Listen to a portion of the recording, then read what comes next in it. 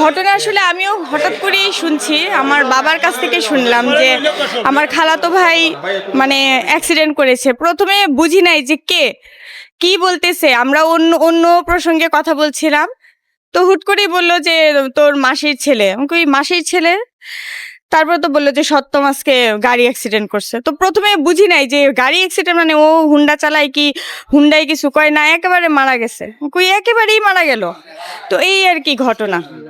ও একটা দোকানে ছিল আর কি। ওর উপরেই সংসার, খুবই ভালো পোলাইট একটা ছেলে, মানে ওর উপরেই সংসার। বাবা মায়ের একটা ছেলে। গ্রামের বাড়ি হচ্ছে সুনামগঞ্জে। ওরা হ্যাঁ সিলেটে থাকে আর কি, সিলেটে চাকরির সুবাদে, ওর চাকরির সুবাদে সে সিলেটে থাকে।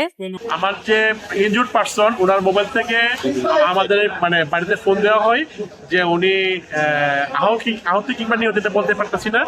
আমি আপনারা ওই সে মানে মেডিকেলে যান, ওসমানী মেডিকেলে। তো সেই সুবাদে আমি ওসমানী মেডিকেলে আসছি। আর উনি যেটা লাস্টে যেটা বললো 7টা লাশ শেরপুর হাইওয়েতে আছে। তো শেরপুর হাইওয়েতে এখন এখানে পাই নাই, যেহেতু আমি শেরপুর হাইওয়েতে যাচ্ছি আর ওনার নাম হচ্ছে আবুল হোসেন।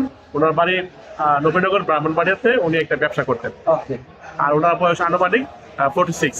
ওনার সাথে ওনার একজন কলিগ ছিলেন। সিলেট থেকে ঢাকা যাওয়া উনি সিলেট থেকে ব্রাহ্মণবাড়িয়া যাওয়ার কথা ছিল। কলিগের কি খোঁজ পাইছেন? কলিগে উনি আছে, উনি ওনার নাম্বারটা আমাকে দিচ্ছে, মেসেজ দিয়ে আমি যোগাযোগ করার চেষ্টা করবো। আর এখন তো আমি শেরপুর হাইওয়েতে যাচ্ছি, সম্ভবত উনি মারা গেছেন। দোয়া করবেন আপনারা বা আমাদের দেশে এই ধরনের ঘটনা না ঘটুক পাই।